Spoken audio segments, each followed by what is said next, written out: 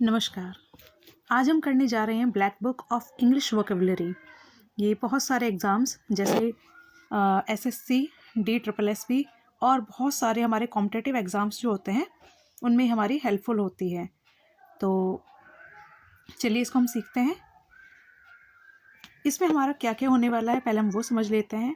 Part A में आपका आएगा one word substitution. Part B आपका रहेगा इडियम्स और फ्रेजेस का। नेक्स्ट आपका रहेगा सिनोनिम्स एंड एंटोनिम्स का। फिर होमोनिम्स और होमोफोन्स का। पार्ट ई आपका रहेगा स्पेलिंग का। और लास्ट पार्ट आपका रहेगा इसमें जो वोकैब बूस्टर्स हैं वो। और लास्ट पार्ट ये आपका रहेगा स्पेशल वर्ड्स का, जैसे कई बार होता है फोबिया वगैरह के लेके आए हैं। तो चलिए इसको समझते हैं हम। चलिए पार्ट ए हमारा है ऑल वन वर्ड सब्स्टिट्यूशन।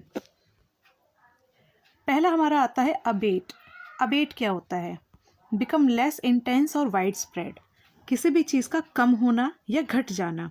जो चीज़ पहले मात्रा में ज़्यादा रही हो, अगर वो मात्रा में कम हो जाए तब आप क्या इस्तेमाल करेंगे वन वर्ड सब्स्टिट्यूशन में? अबेट। सेकंड आता है आपका a place where animals are slaughtered for consumption of as food. Abattoir, कसाई खाना। जो कसाई खाना होता है जहाँ पर जानवरों को खाने के पर्पस से काटा जाता है वो आपका कहलाता है एबेटॉयर।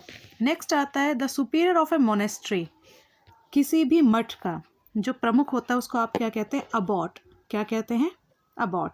जैसे अगर आप बौद्ध मठ में चले जाएं तो उनका जो एकदम हेड जो रहेगा, चीफ जो रहेगा, उसको आप क्या कहेंगे? अबॉट। नेक्स्ट आता है to reduce to a shorter form intended to stand for the whole.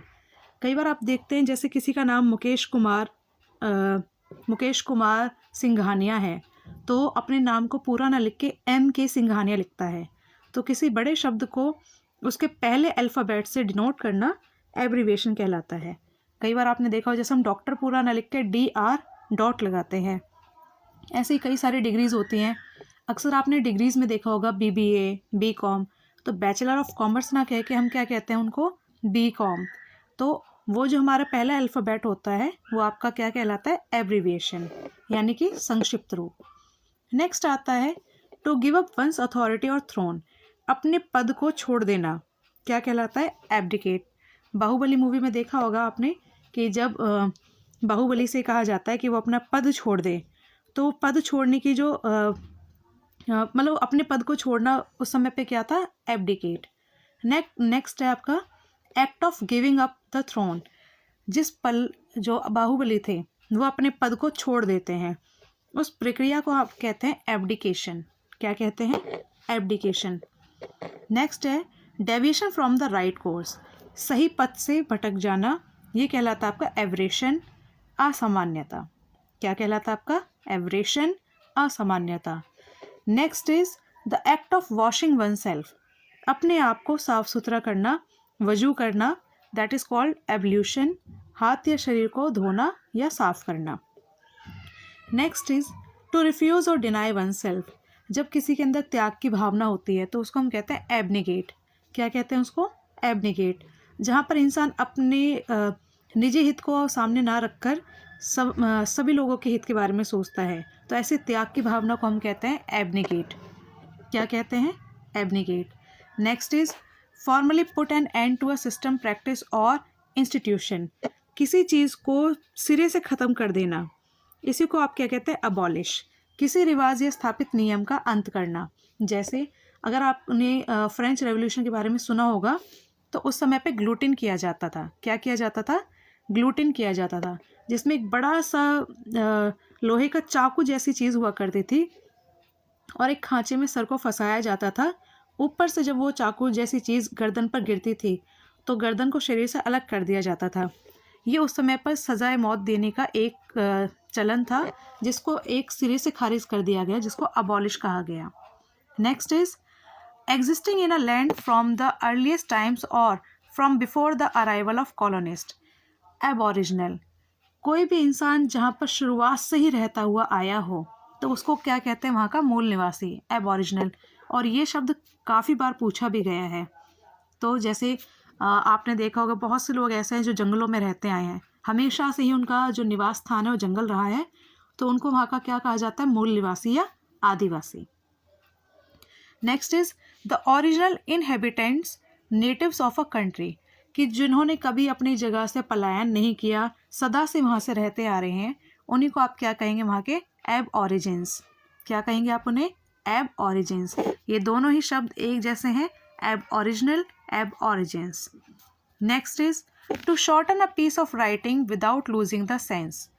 एक कई बार आप देखते हैं ना कि आपके आगे एक लंबा चौड़ा पैराग्राफ दिया जाता है, अक्सर हम ये देखते हैं हिंदी के पेपर में, तो होता क्या, काफ़ी बड़े प्यारे को समराइज करके छोटे रूप में लिखने के लिए कहा जाता है, जिसमें जो मेन एसेंस है उस चीज़ का, जो मूल भाव है, उसमें कमी नहीं आती, बस कुछ शब्दों, कुछ लाइनों को कम कर दिया जाता है, यानी कि कम शब्दों में ज़्यादा से ज़्यादा बात को कहा जाता है।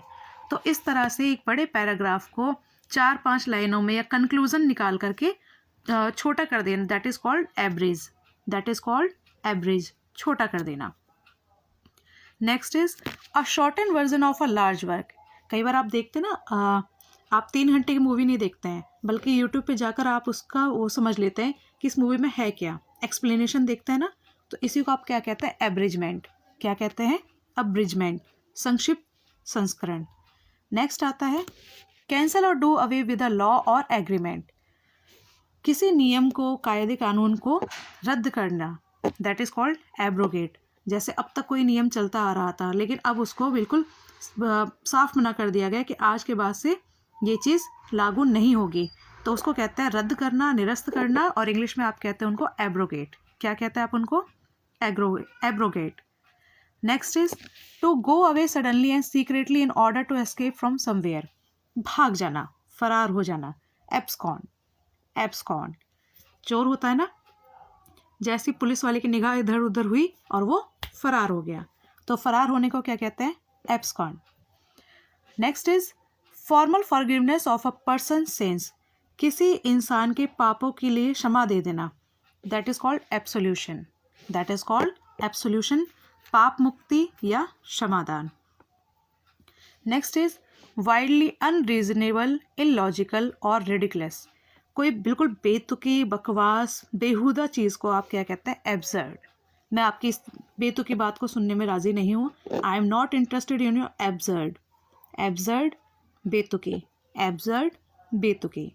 Next is to increase the speed, गति को बढ़ाना, एक्सेलरेट। आप देखते हैं ना, कार वगैरह होती हैं तो उनमें क्या होता है, एक्सेलेटर होता है, जिसमें आप क्या करते हैं, उसकी स्पीड को बढ़ा सकते हैं। नेक्स्ट आता है एनी अवार्ड, ऑनर और लॉडेटरी नोटिस, जिसमें किसी को पुरस्कार दिया जाना है, तो उसमें क्या होता है, एक्कोलेड। क्या होता है, एक्कोलेड। जैसे भी आप देखते हैं राष्ट्रीय बाल पुरस्कार थे, तो ये उन बच्चों को दिया जाता है जिन बच्चों ने विपरीत परिस्थितियों में साहस का बहुत अच्छा उदाहरण पेश किया हो, तो उन बच्चों को पहले से ही प्रायर इन्फॉर्मेशन दे दी जाती है कि आपको इस तारीख को सम्मानित किया जाएगा, तो उसी नोटिस को, उस अवार्ड या ऑनर को आप क्या कहेंगे, एक्कोलेड। क्या कहेंगे, accolade. Next is a person who helps another to commit a crime और to do something morally wrong, a partner in crime, that is called accomplice. सह अपराधी, कहते हैं ना, चोर चोर मौसेरे भाई, यानी कि जो एक दूसरे की गलत काम में मदद करे, तो इसको क्या कहेंगे आप, accomplish. Next is be harmonious और कंसिस्टेंट विद, मतलब कि किसी चीज़ को लेकर के लगातार लगन के साथ काम करना, अकॉर्ड कहलाता है। अनुरूप होना, अकॉर्ड। कहते हैं ना, ये चीज़ अकॉर्डिंग टू मी है, यानी मेरे अनुसार है, यानी कि उस चीज़ में लगातार मुझे फॉलो किया जा रहा है, तो अकॉर्ड से बना है अकॉर्डिंग, यानी अनुरूप होना। A person whose profession is to keep accounts, एक ऐसा इंसान जिसका काम होता है लेखा जोखा रखना, दैट इज कॉल्ड अकाउंट।